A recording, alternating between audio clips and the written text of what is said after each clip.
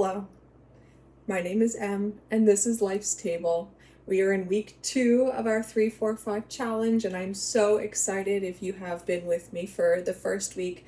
I hope it went well. I hope that it was not too much of a struggle to find the ingredients to keep within your budget of 3 meals, serving at least 4 people for less than $5 per serving. Hopefully, you were effective, you were productive, and it was not so challenging that it made you want to quit. We are in week 2, and what that means is that you're going to see me build my pantry based off of what I have left over from last week. The seasonings that we already purchased, we will be using this week. Some of the leftover eggs and meat products that we have from last week are going to get put into this week's dishes. If you're just starting out now and you've stumbled upon this video, welcome. Hi, again, Life's Table. So glad to have you. If you have no idea where we're talking about, that's okay. The first video is linked in the description box down below. You can go ahead and click on that one just to see what this is all about, what we're going through, what we're learning about right now, the ingredients that you need to follow along. But if you clicked on this video because you were really craving this meal, that's okay too. I have here the ingredient list of everything that we purchased for this lunch today. We're just doing a really quick and easy hummus plate, one of my favorite grab and go kind of meals. To keep it somewhat interesting for you all, I am home making the hummus, and that is so exciting to me because as much as I'm fine with store-bought hummus, it's okay. I personally love mine more, and so we will be doing this one now. If you just bought store-bought hummus, that's okay too. Even faster, easier lunch for you that way. The ingredients in blue will be the ones that are absolutely necessary to make this meal what it is. The ingredients in pink are a combination of the leftover items from last week, plus a few extras that I added in that might put us over the $20 limit for this meal, but satisfied the 12 meals for $60 requirement for when I go grocery shopping and I just buy all 3 meals for the week at once. As much as I love grocery shopping, I'm not trying to do it more than I have to. So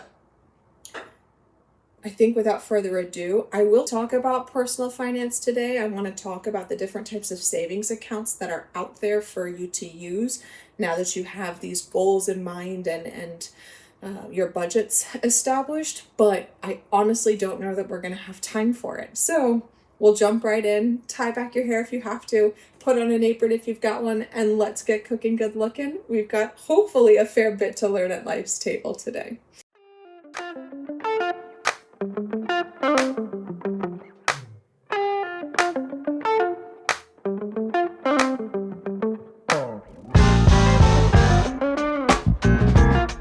So, what we're going to do is we're going to start out with our cutting boards. You'll notice this is not the same kitchen as it was last week. My sister was in town visiting. She lives out of the country, and so I went home to go visit my parents for the weekend, and I was borrowing their kitchen to get started. And their kitchen is lovely and it's very nice, but we're back in my kitchen, in my home, in my little apartment, in my high cost of living city. And I'm excited to just know where things are again. But we'll go ahead, we'll grab our cutting boards. I also need us to grab our can openers. We're gonna start actually with the chickpeas and the garbanzos. So, can opener here, and colander for me right here.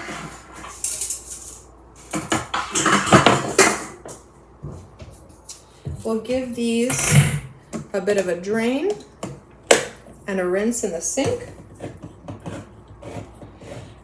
And while we are getting this started, I want to teach you all my trick for deshelling chickpeas. I don't know if you all are avid chickpea lovers like I am, but I've noticed that when it comes to making my hummus, keeping the shells on the chickpeas, and let's see if I can find one here for you really quick and easy. So you'll see here, we've got our shells And the chickpea, it adds like this, its outer protective layer, and you can go through, and if you give it a little squeeze, it'll pop right out. So we've got chickpea here and shell there. This added shell is fine. It's okay, but it adds a texture to my chickpeas and specifically to my hummus dishes that keep it from being as smooth and as creamy as I would like them to be, or I do like them to be. So what we're going to do is give the chickpeas a rinse in your colander. Make sure all that juice is out of there. All right. I'm then going to transfer to a microwave safe bowl. We'll use slightly larger. We'll use a slightly larger one. And what I want you to do is fill, after you put your chickpeas in, there we go. Oh look, see, we've already got like shells coming off, which is great. But what I want you to do is take some baking soda, if you have, and I want you to put half a tablespoon of baking soda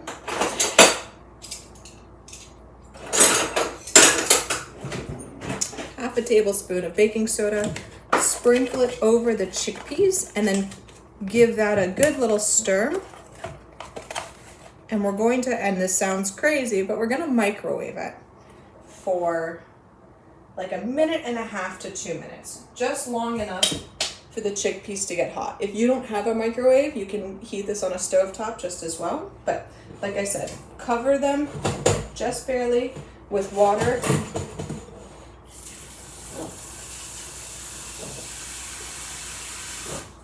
All right, so you see here, the baking soda has already dissolved into the chickpeas. But then we're gonna go ahead and we're gonna microwave it for 1.5 to 2 minutes.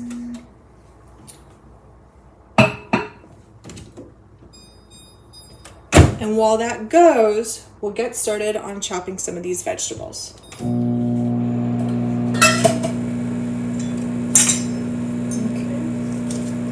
We're going to, like we always do, cut the top off our pepper by rotating through. Give a twist. Oops, uh-oh, I didn't cut deep enough this time. Twist and pull. And that then removes just about everything that you would want removed from your pepper. We'll go ahead and remove the sticker if you need to. Give it a rinse.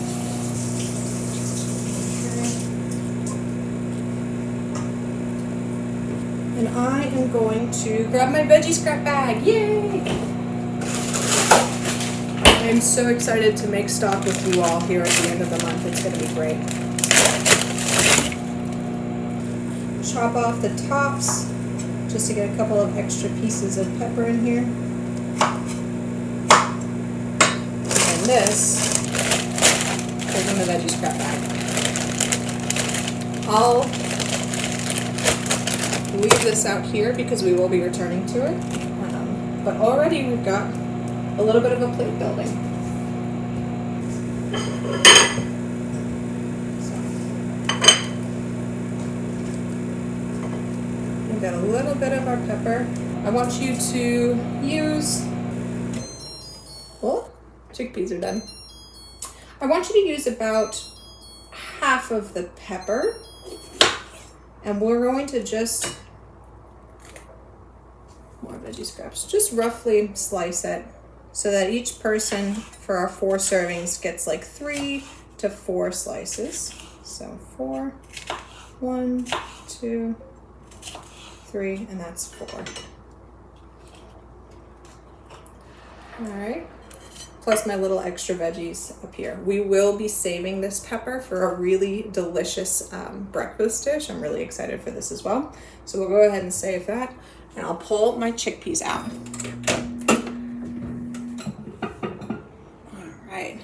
This water should be warm, if not hot, and we are immediately going to rinse and drain with cold water now.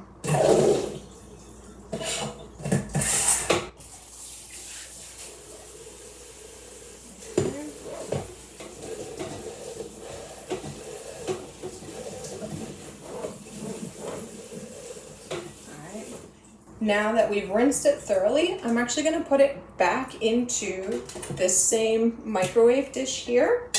Transfer back. And we fill until we cover it. Plus a little more. And you can already sort of see some of these shells are floating to the top here. I don't know if you can see them. Yeah, floating around, just yeah. And I'm going to go in with my hands and I'm going to give like a run through. And they just start falling off, just like this. And while I do this, maybe this will be a good time to start actually talking about our savings accounts. Yay, I will have time for this. So, we talked last week about goals, about budgeting, and now we need to talk about the different accounts that will help you to get to those goals and the different uses and purposes we have for each of them, beginning with the savings account and the different things that you can do now with the money that you're saving, hopefully on groceries, putting it towards other things like paying down debt, perhaps, like saving, which we will be starting with. Debt is going to get its whole week all to itself. Don't you worry, we will get to debt. But for right now, let's talk about savings. When it comes time to open up a savings account or to have a savings account, there are 4 major accounts that I'm going to talk about hopefully today, if I've got time for them all. Beginning with just your standard banking savings account. When you go to a bank and you say, hey, I want to open up a savings account, this is typically what we're thinking of. Wow, this water is getting full of shells and quite foggy. So what we're going to do is drain them, rinse it out. They're floating towards the top, which is good. So rinse, drain, and we'll refill and do another round. Beautiful. So, your standard run-of-the-mill savings account. It's easy, it is convenient. A lot of us have the same bank for our savings accounts as we do for our checking accounts. More power to you. There are actually some recommendations on perhaps why you wouldn't want a savings account and a checking account right next to one another. A lot of times, if you are perhaps that type of person who opens up the mobile banking app and you see how much money you have in your checking account and you say, ooh, that number's getting pretty low, and then you see how much money you have in the savings account and it gets really tempting to just we're just going to move it down a little bit, we'll just transfer it down, everything's going to be fine, right? Despite the fact that maybe you have that savings account for specific goals that you've got in mind. A lot of people say actually that if you are one of those kinds of people who gets really tempted to touch that savings account when you know you're not supposed to, open up a savings account with a different bank and don't download the app. Cut up whatever card it is that they send you in the mail or all of those promotions and make it difficult to access that money, and that will then allow that money to just sit and be there and used for whatever the purpose was that you wanted or intended it to be used for. So that's kind of the argument against convenience for banking, which normally, of course, you want it to be relatively easy and convenient to access your money. But that's one of the arguments that we actually have against making it easy and convenient. I'm gonna fill this again. We'll do another round.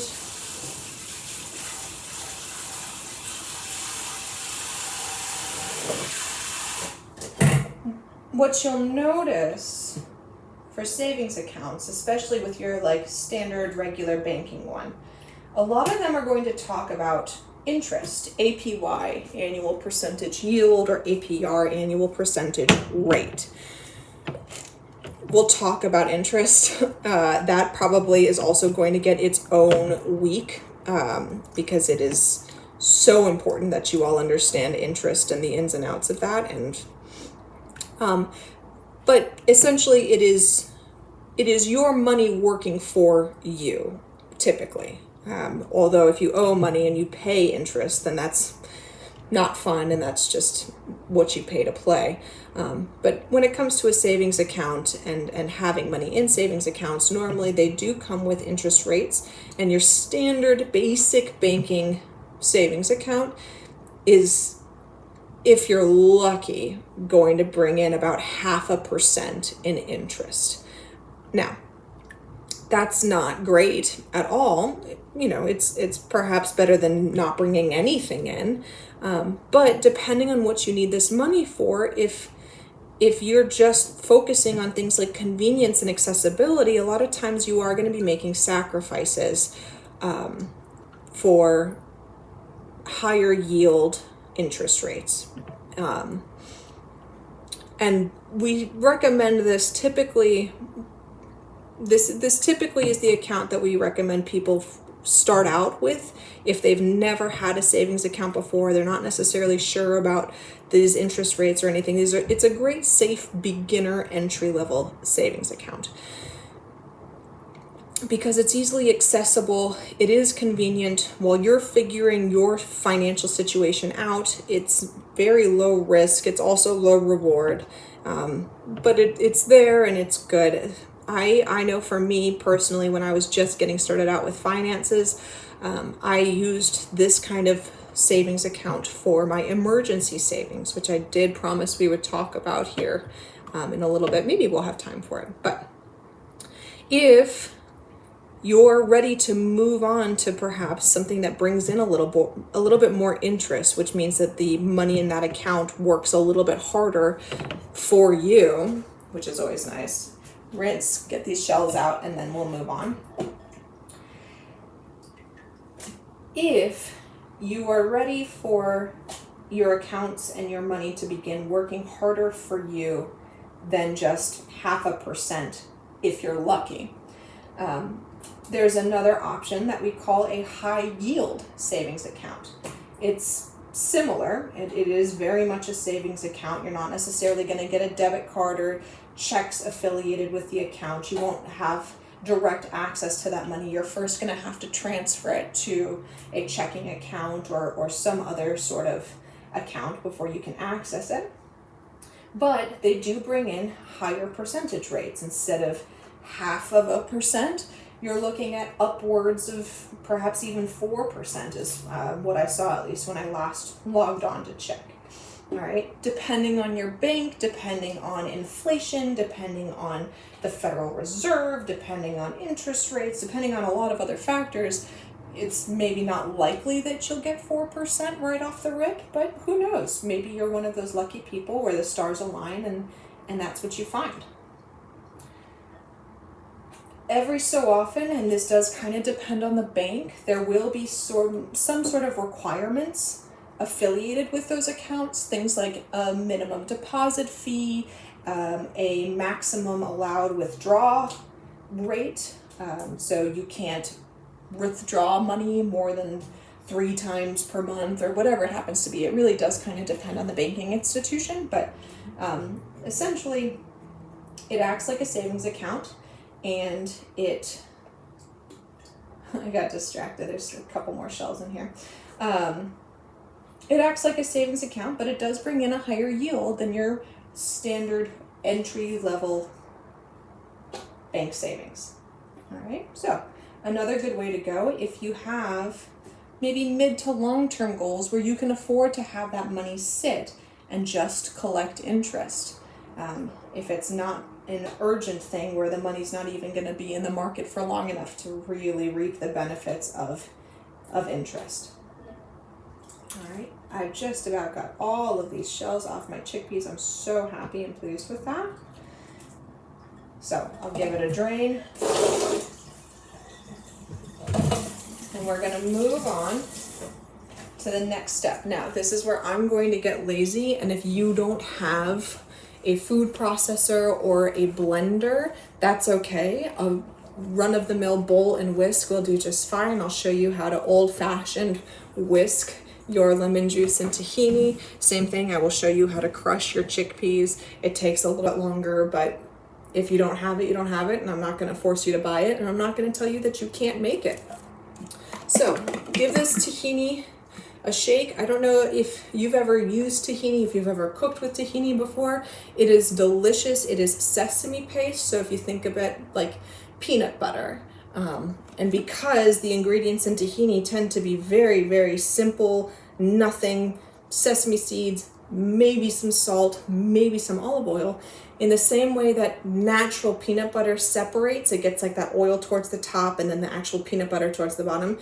Just so you know, when that happens, your peanut butter hasn't gone bad, so please don't throw it away. But we'll give this a shake just to make sure that it is fully distributed so that it isn't just separated oil on top and tahini paste on the bottom. And then while you give that a good shake, I'll rest it upside down. I'm gonna grab my food processor. You can grab a whisk and a bowl if you'd like, but we're gonna move on to get our tahini and our lemon juice going for our first initial whisk.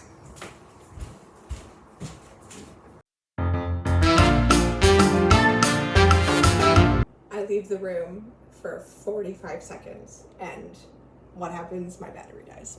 So we get started again. I'm sorry about that. I went ahead and I added a 1/4 cup of lemon juice to my food processor, added to your blender, added to your bowl. I also then went ahead and opened my tahini. I'm gonna give this a quick stir. It's already pretty well distributed, but I do still feel towards the bottom, there's quite a bit of like a glumpiness. It's quite thick and pasty. I'll show you. Like, so it's like nice and runny. Almost. It's nice and runny up towards the top, but if you feel towards the bottom, there's quite a bit more resistance. And that is like solid chunks of sesame paste. We're just gonna keep giving it a nice little stir, nice little distribution. It will dissolve into the liquid to make it much more uniform, much less clumpy, much more like that peanut butter instead of peanut chunks. We're just about there.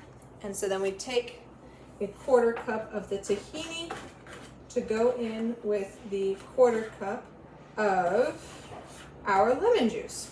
All right, so we go in, and I'm just gonna use some of this big chunk stuff from the bottom to then go in with the smaller, creamier, oilier bit up the top. Nice thick chunks of tahini, while we then get a 1/4 cup in there and drop that in. Delicious. All right, and now is when it gets loud, and unfortunately I stopped talking to you all about the last 2 types of savings accounts that you could do. I'll get back into it when we get into the chopping the vegetables, but let's go ahead and combine, start whisking and stirring for those of you that have just the whisks and the bowls. For those of you with the food processors, yum. I'm gonna go in with this for about 30 seconds to a minute, just until it's well combined. And then we'll move on to the next step.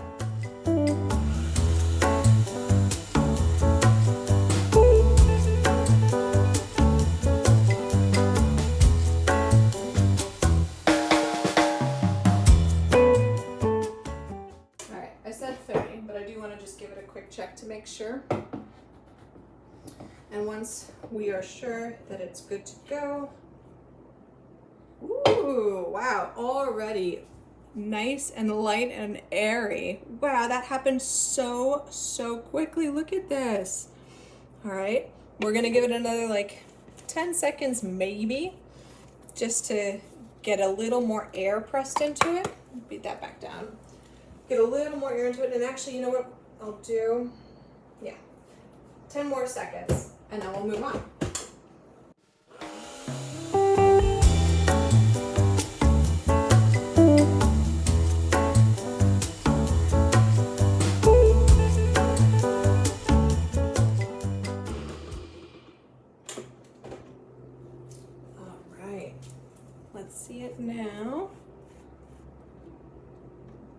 Very exciting. Nice, light, whipped, frothy, beautiful. So now what we do,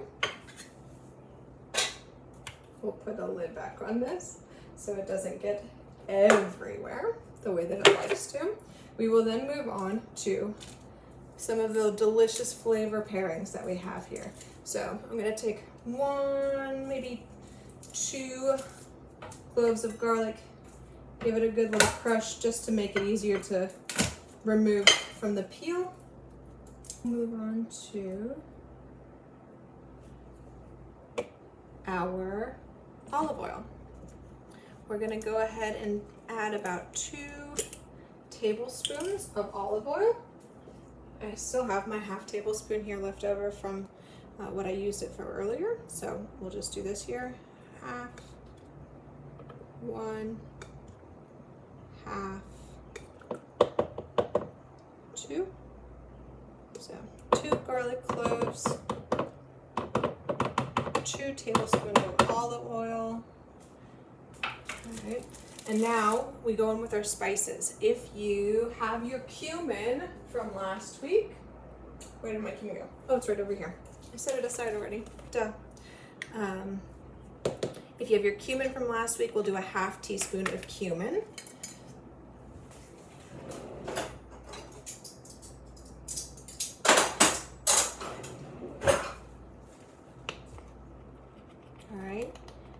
And if you like to add other, again, like Mediterranean flavorings, Middle Eastern Mediterranean flavorings, curry powder would be delicious. Some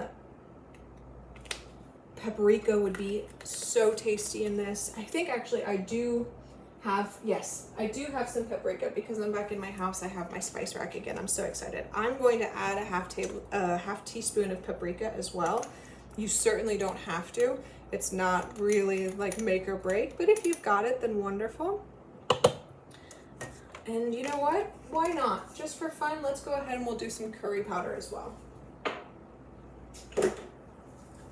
Because I've got it. If you don't have it, again, not necessary. It just adds a little bit of extra flavoring to it.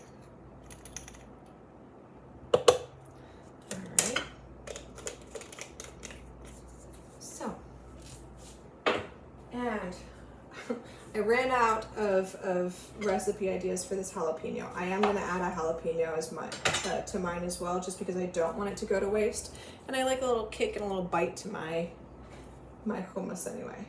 We'll slice that into like slightly smaller pieces. But at the end of the day, it's all going in and it's all getting blended anyway. So add some heat. You can also add cayenne pepper if you've got that.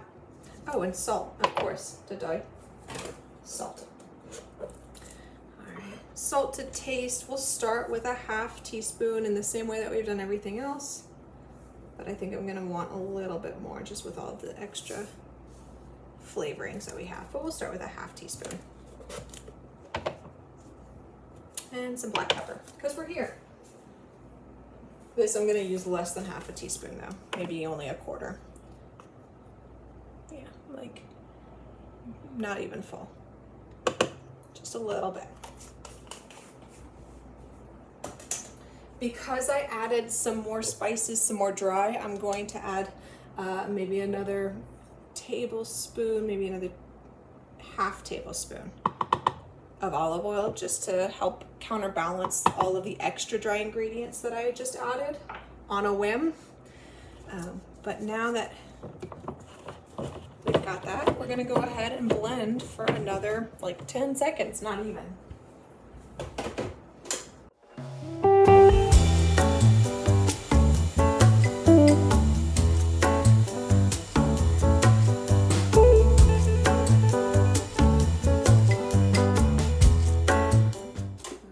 Once again, kind of give it a shake, give it a stir, see what's going on in there. For those of you following along with just your whisk and your, oh, that looks so good. Just your, whoops, just your whisk and your bowl. Again, mincing that garlic and crushing that garlic. If you have spicy ingredients that you wanted to add, like a jalapeno, mincing it in, crushing it in, you're still not too far behind. it'll just take a little bit longer. And then last but not least, let me give this 10 more seconds just because it looks like it kind of needs it. I might actually do this one better. I'm gonna scrape the sides with a spatula just to make sure that all of these ingredients are falling down the way that I would like them to and really combining the way that I would like them to. The outside of my blender and food processor still has a fair bit of light colored tahini, and the inside is much darker and much spicier, better mixed. So we'll go ahead and wipe down the sides to give it a nice little fresh reset.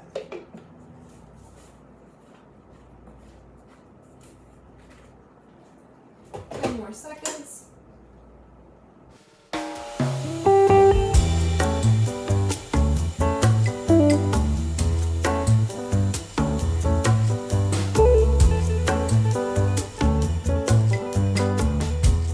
Alright, and now for my favorite part, we're almost done.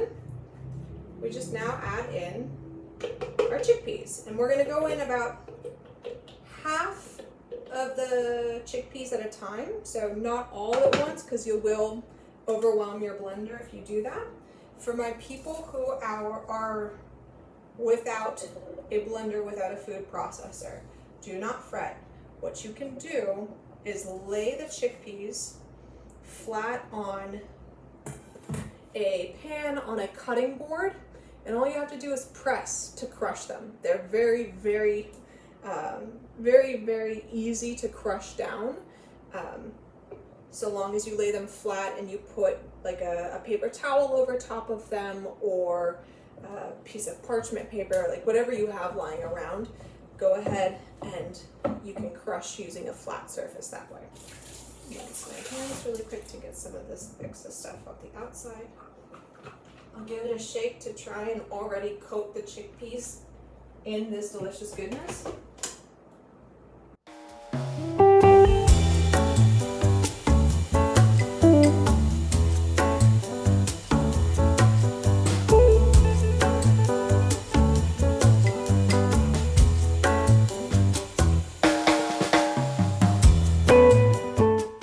I did 15 because I'm still hearing fighting, if you will. They're still resisting. I'm also going to check here for consistency really quick. There may not be enough liquid. This is pretty solid pasty, which is good for hummus, but if you want to add like a little bit, maybe like a tablespoon of water just to loosen it up a little bit more, I'm gonna add the other half of my chickpeas and see if it's too dry, if it needs a little bit of water, and we'll go on from there. Finish peeling and prepping our veggies.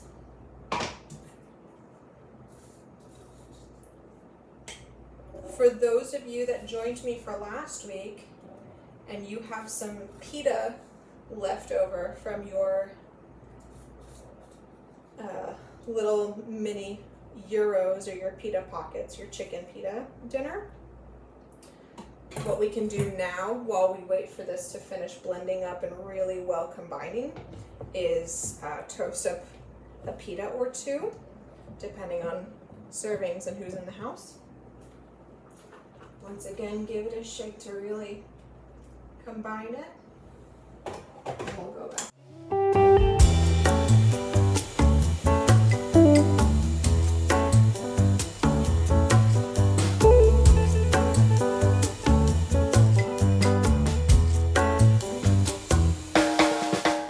We should be just about done.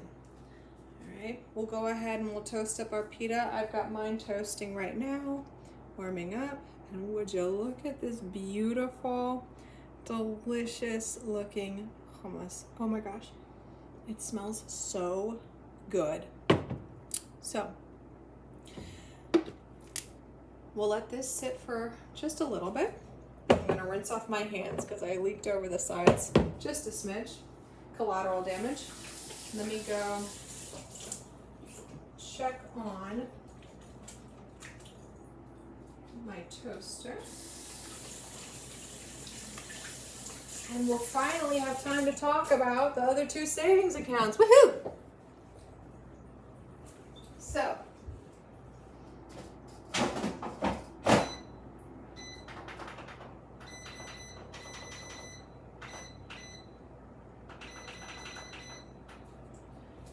ooh, too high. There we go. So, last two savings accounts while we finish up our veggies. I cannot wait. We'll go ahead and put this away. We'll move on to our celery. We'll go with like one. Ooh. Well, that's how you know it's good, is when the bugs get to it first. Two. We'll say three. Yeah. Give these a really good rinse, especially if you find bugs inside them.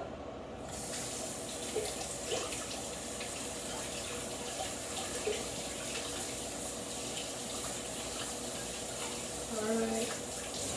And we'll give them a really quick chop. Nothing crazy, nothing special. Take the ends off of them. I don't necessarily like these extra little bits, so I'll cut them off here.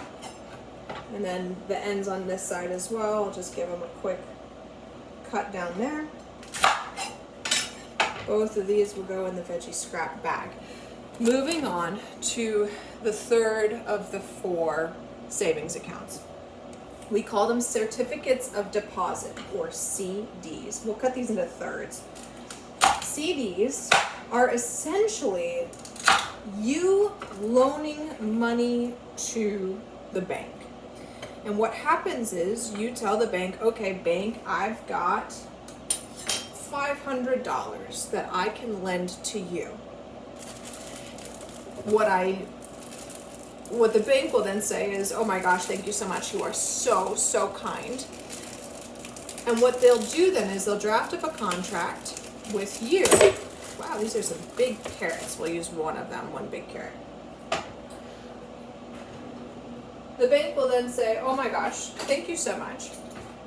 They'll draft up a contract that basically says, you lend us this money for X number of months, for X number of years perhaps. It really does depend on the bank and the contract. And if you promise that you don't need this money until what we call the maturation date, or the maturity date, when the loan terms end, we will then return to you whatever you borrowed plus interest. For those of you who are perhaps familiar with bonds, very, very similar sort of concept, but instead of lending money to the government, for example, you're lending money to the bank typically. Veggie scraps. Okay.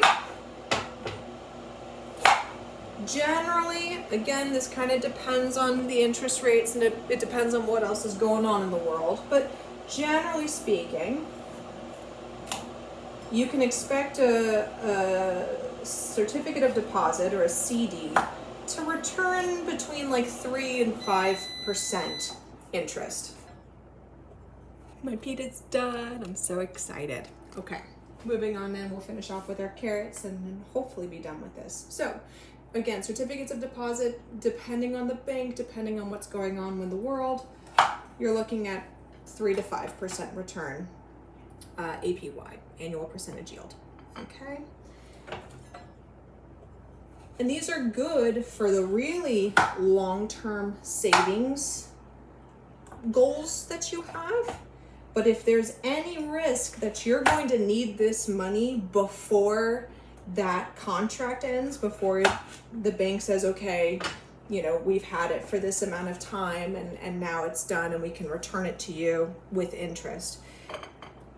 If you're worried that you might need that money before the end of that contract, I would not recommend it, because if you break that contract early, typically there are some penalties associated with that. It's kind of like breaking a promise. So we now have our chopped veggies, we've got our pita, we've got our hummus, and then if you joined me again for last week, we also have our tzatziki with feta spread. I'm so excited. I'm gonna go ahead and get this plated, And while we sit down, we'll talk about the last type of savings account. So excited.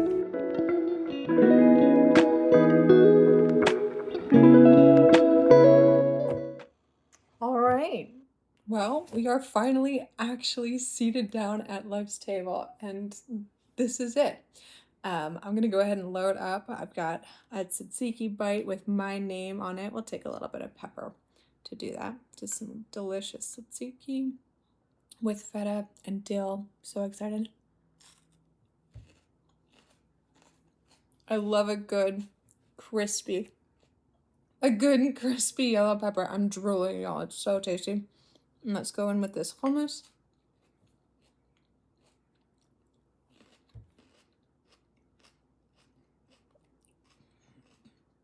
Ooh.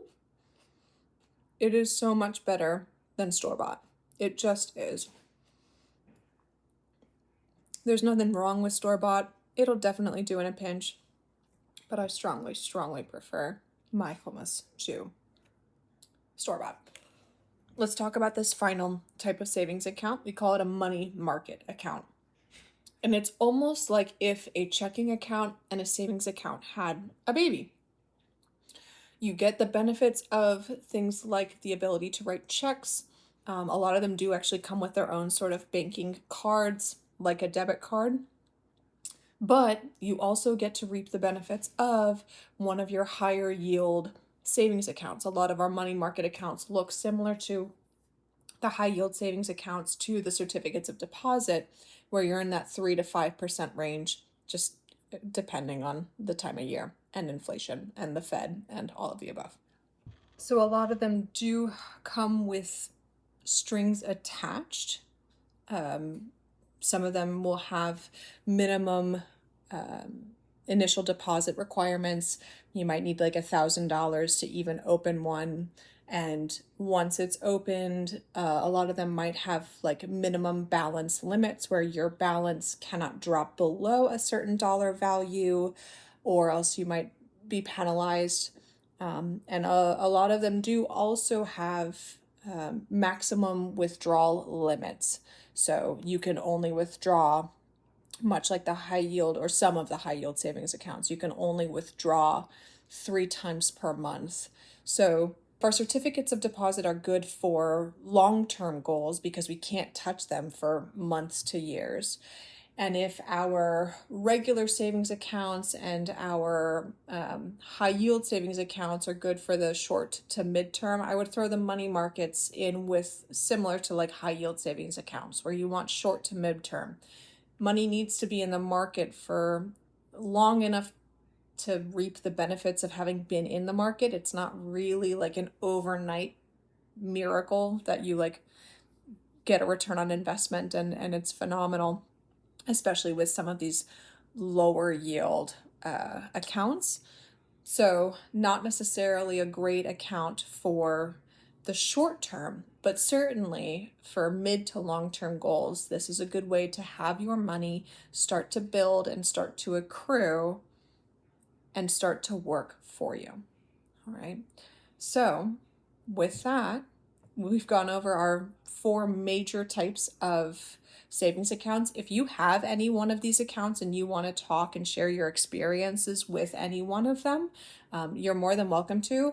I don't necessarily want any sort of endorsements. If you could please not endorse a specific bank, a specific credit union, anything like that, just because what works for one person doesn't necessarily work for the other. So if I tell everyone go and get this account at this bank, everyone do it, and then something happens and it doesn't work for everybody, that can get into some really tricky, risky territory. So perhaps let's not name drop the specific accounts like the banking institutions that we're with, but if you have a high yield savings account, if you've got a certificate of deposit and you want to share your experience with how that's worked for you, the specific uses you have for these accounts, if it's your, if it's saving for your mortgage coming up, or if it's saving for a wedding, or if it's saving for retirement. I would love to hear what you all use these accounts for. But without further ado, I'm going to get into some of these louder, crunchier pieces, and I hope that you all enjoy, and thank you for taking care of you today. I'm so excited that you were here to be with me. Have a great day.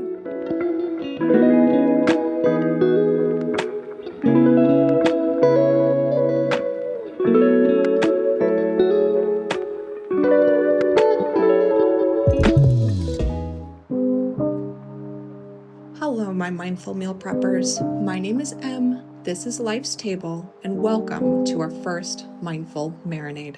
The instructions for what you need to make our marinade are on the screen. Feel free to build as I build, but you're also welcome to close your eyes, find a comfortable, neutral position, and pause for perhaps the first time today to take 3 minutes for you. The choice is yours, but the instructions on the screen will not go away, I promise. We're going to begin by taking 3 deep breaths. We will inhale for 4, hold for 7, and exhale for 8. Ready? Inhale. Hold.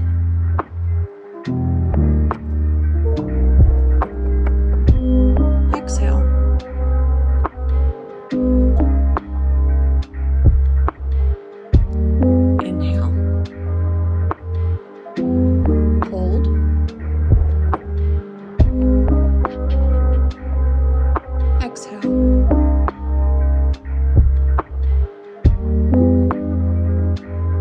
Last one, inhale, hold,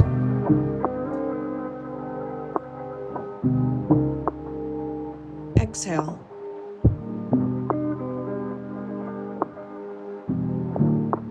wonderful. Now, I want you to draw focus to your feet, these small but mighty parts of our body that make up our literal foundation. Very little more than flesh and bone, yet strong enough and powerful enough to support our entire weight on just our toes. Feel how they are coming into contact with the floor. Are they flat with your weight evenly displaced between them, or are you leaning more to one side or the other? Do your toes feel warm or cold? Do your feet feel tired from everything you have accomplished today, or do they feel rested and ready for everything yet to be achieved? On an inhale, scrunch up your feet and curl your toes as hard as you can. Hold as you feel the tension build, those tiny muscles working ceaselessly all day, every day to keep you balanced and vertical and moving forward. And with an exhale, let all of that tension go. Feel your feet relax back to how they were before, and then perhaps even further as they release stress you did not even realize you were harboring. Wiggle your toes, rock forward and backward, shake out your feet, and redistribute your weight intentionally and evenly. Observe the ripple effect as these tiny changes in such a small part of your body adjust your entire posture and cause you to stand a little straighter. We finish by thanking our bodies for taking care of us today, just as we take care of them through these nutritious meals. I hope that you enjoy. Bon appetit.